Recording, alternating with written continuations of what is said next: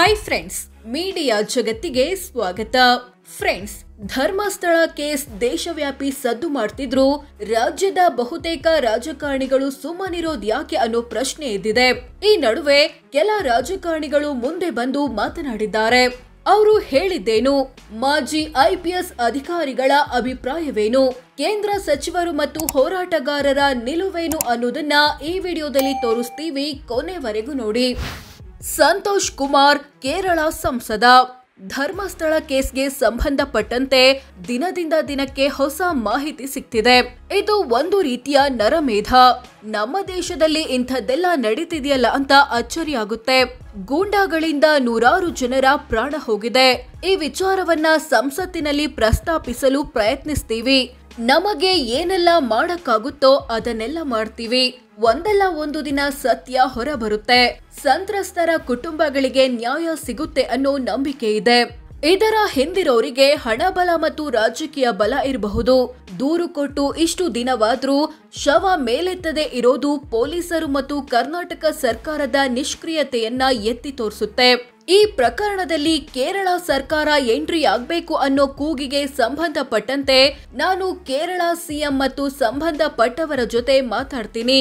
ಇದು ಕೇರಳ ಜನರಿಗೂ ಸಂಬಂಧಪಟ್ಟಿದ್ದು. ಖಂಡಿತವಾಗಿ ಕೇರಳ ಸರ್ಕಾರ ಈ ವಿಚಾರದಲ್ಲಿ ಮಧ್ಯಪ್ರವೇಶಿಸುತ್ತೆ. ಈ ಪ್ರಕರಣದಲ್ಲಿ ಸಿಬಿಐ ಅಧಿಕಾರಿಯ ಕುಟುಂಬವೇ ಸಮಸ್ಯೆ ಅನುಭವಿಸಿದೆ. ಇದೇ ತರ ಪೊಲೀಸ್ ಕುಟುಂಬಗಳು, ರಾಜಕಾರಣಿಗಳ ಕುಟುಂಬಗಳು ಕೂಡ ಸಮಸ್ಯೆ ಅನುಭವಿಸಿರಬಹುದು. ಹೀಗಾಗಿ ಪೊಲೀಸರು ಪ್ರಕರಣದ ಗಂಭೀರತೆ ಅರಿತು ಕ್ರಮ ಕೈಗೊಳ್ಳಬೇಕು. ಪೊಲೀಸರಿಗೆ ಏನು ಅಡ್ಡಿ ಬರ್ತಿದೆ ಅನ್ನೋದು ನನಗೆ ಗೊತ್ತಾಗ್ತಿಲ್ಲ. ನಾವು ಈ ಪ್ರಕರಣವನ್ನ ಗಂಭೀರವಾಗಿ ಪರಿಗಣಿಸ್ತೇವೆ. ಇಂಥ ಪ್ರಕರಣದಲ್ಲಿ ನಾವು ಹೋರಾಟ ಮಾಡಿಲ್ಲ ಅಂದ್ರೆ ಮನುಷ್ಯರಾಗಿ, ರಾಜಕಾರಣಿಯಾಗಿ ಉಳಿಯೋದ್ರಲ್ಲಿ ಅರ್ಥವೇ ಇಲ್ಲ. ಅನ್ನಪೂರ್ಣ ದೇವಿ, ಕೇಂದ್ರ ಮಹಿಳಾ ಮತ್ತು ಮಕ್ಕಳ ಕಲ್ಯಾಣ ಸಚಿವೆ. 1995ರಿಂದ 2014ರವರೆಗೆ ಇಂಥ ಘಟನೆಗಳು ನಡೀತಿದ್ರು. ಯಾರ ಗಮನಕ್ಕೂ ಬಾರದೆ ಇರೋದು ಆಶ್ಚರ್ಯವಾಗಿದೆ. ಇದು ತುಂಬಾ ದೊಡ್ಡ ಪ್ರಕರಣ. ಕರ್ನಾಟಕ ಸರ್ಕಾರ ದೂರುದಾರನಿಗೆ ರಕ್ಷಣೆ ಕೊಡಬೇಕು. ಪ್ರಕರಣ ಕುರಿತು ಸಮಗ್ರ ತನಿಖೆ ನಡೆಸಬೇಕು. ಸಂಜಯ್ ಸಹಾಯ್, ರಾಜ್ಯದ ಮಾಜಿ ಐಪಿಎಸ್ ಅಧಿಕಾರಿ. ದೂರುದಾರ ಯಾರು ಅಂತ ನಮ್ಗೆಲ್ಲ ಗೊತ್ತಿಲ್ಲದೆ ಇರಬಹುದು, ಆದ್ರೆ ಈ ಅಪರಾಧಗಳ ಹಿಂದೆ ಯಾರಿದ್ದಾರೋ ಅವರಿಗೆ ಗೊತ್ತಿರುತ್ತೆ. ಇಂಥ ಪ್ರಕರಣಗಳು ಆ ಒಂದು ಸ್ಥಳದಲ್ಲೇ ನಡೀತಿದೆ ಅಂತಂದ್ರೆ ಏನರ್ಥ? ಶವ ಹೂತಿಟ್ಟಿರೋ ಪ್ರದೇಶಗಳಿಗೆ ಪೊಲೀಸರು ಕೂಡಲೇ ರಕ್ಷಣೆ ಕೊಡಬೇಕು.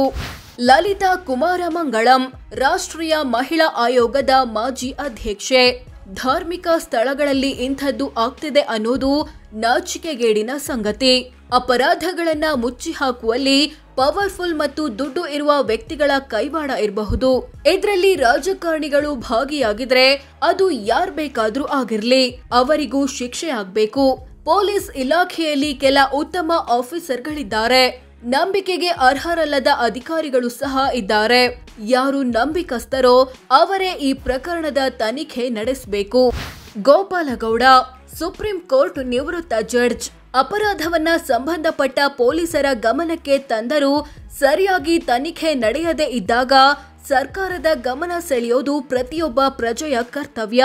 ಸಿಎಂ ಈ ಪ್ರಕರಣವನ್ನ ಗಂಭೀರವಾಗಿ ತೆಗೆದುಕೊಂಡು ಎಸ್ಐಟಿ ರಚಿಸ್ತಾರೆ ಅನ್ನೋ ನಂಬಿಕೆ ಇದೆ. ಎಸ್ಐಟಿಯಲ್ಲಿ ಪ್ರಾಮಾಣಿಕ ಮತ್ತು ಸಮರ್ಥ ಅಧಿಕಾರಿಗಳು ಇರಬೇಕು. ಅಂಥವರು ನಮ್ಮ ರಾಜ್ಯದಲ್ಲಿ ಸಾಕಷ್ಟು ಜನ ಇದ್ದಾರೆ.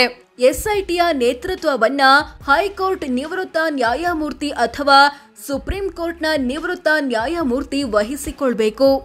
ಪ್ರತಿಭಾ ಕುಳಾಯಿ, ಕಾಂಗ್ರೆಸ್ ನಾಯಕಿ. ಧರ್ಮಸ್ಥಳ ಕೇಸ್ ನಮ್ಮನ್ನ ಶಾಕ್ಗೆ ಒಳಗಾಗಿಸಿದೆ. ಎಲ್ಲರೂ ಇಲ್ಲಿ ಭಯದ ವಾತಾವರಣದಲ್ಲಿದ್ದಾರೆ. ತನಿಖೆಯಲ್ಲಿ ರಾಜ್ಯ ಸರ್ಕಾರ ಮಾತ್ರವಲ್ಲದೆ ಕೇಂದ್ರ ಸರ್ಕಾರ ಕೂಡ ತೊಡಗಿಕೊಳ್ಬೇಕು. ಇದರ ಹಿಂದೆ ಯಾರಿದ್ದಾರೆ ಅನ್ನೋದನ್ನ ಪತ್ತೆ ಹಚ್ಚಬೇಕು. ಪಕ್ಷಪಾತ ಮಾಡಬಾರದು.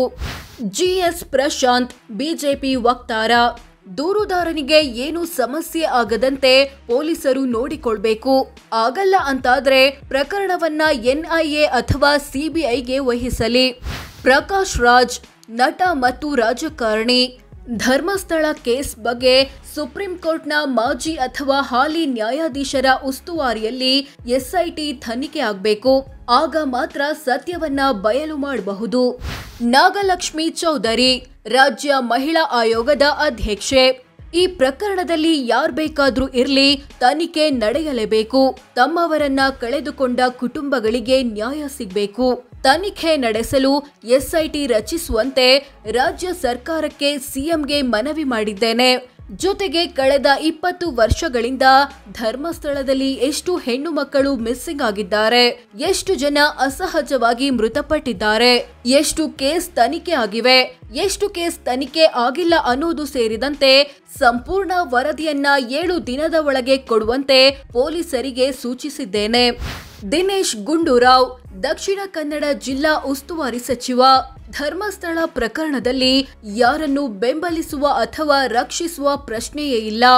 ಏನ್ ಬೇಕಾದ್ರೂ ಆಗ್ಲಿ, ಸತ್ಯ ಬಯಲಿಗೆಳಿಬೇಕು ಅಂತ ದಕ್ಷಿಣ ಕನ್ನಡ ಪೊಲೀಸರಿಗೆ ಸೂಚಿಸಲಾಗಿದೆ. ದೂರುದಾರ ಕೊಟ್ಟಿರೋ ಮಾಹಿತಿ ನಮ್ಮೆಲ್ಲರನ್ನ ಬೆಚ್ಚಿ ಬೀಳಿಸಿದೆ. ಈ ಪ್ರಕರಣದಲ್ಲಿ ಸರಿಯಾದ ತನಿಖೆ ಅಗತ್ಯ.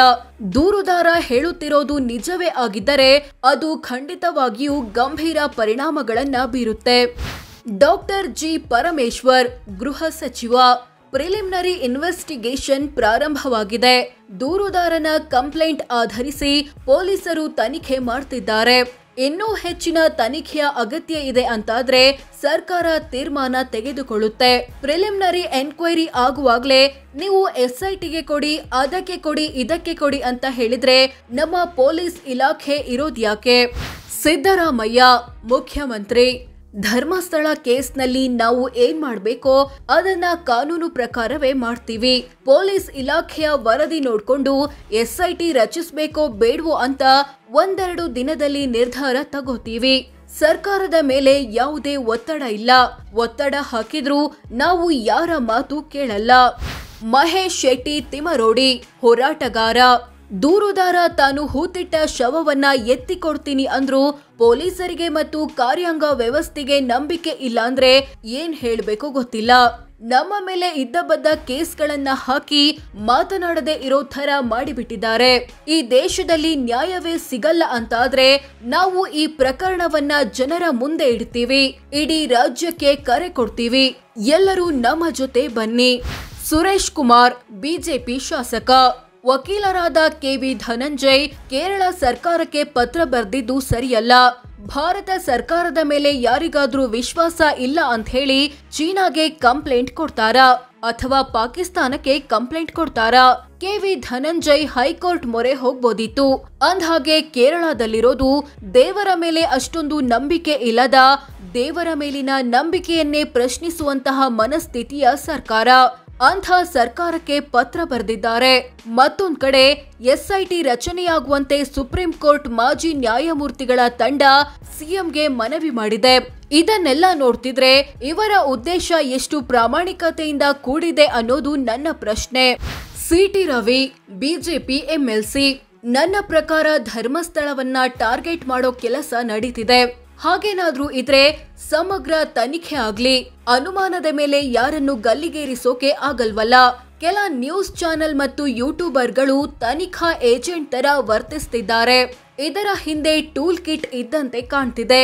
ಕಳೆದ 4.5 ದಶಕಗಳಿಂದ ನಾವು ಧರ್ಮಸ್ಥಳಕ್ಕೆ ಹೋಗುತ್ತಿದ್ದೇವೆ. ಆದ್ರೆ ಧರ್ಮಸ್ಥಳದ ಬಗ್ಗೆ ಅನುಮಾನ ಪಡುವಂತಹ ಯಾವ ಸಂಗತಿಯೂ ಗೋಚರ ಆಗಿಲ್ಲ. ಸೋ ಫ್ರೆಂಡ್ಸ್, ಇದಿಷ್ಟು ಧರ್ಮಸ್ಥಳ ಕೇಸ್ ಬಗ್ಗೆ ರಾಜಕಾರಣಿಗಳು, ನಿವೃತ್ತ IPS ಅಧಿಕಾರಿ, ನಿವೃತ್ತ ಸುಪ್ರೀಂ ಕೋರ್ಟ್ ಜಡ್ಜ್, ಕೇಂದ್ರ ಸಚಿವರು, ಹೋರಾಟಗಾರರು ಹೇಳೋದೇನು ಅನ್ನೋದನ್ನ ತಿಳಿಸಿಕೊಡೋ ಪ್ರಯತ್ನ. ಈ ಬಗ್ಗೆ ನಿಮ್ಗೆ ಏನನ್ಸುತ್ತೆ ಕಾಮೆಂಟ್ ಮಾಡಿ ತಿಳಿಸಿ.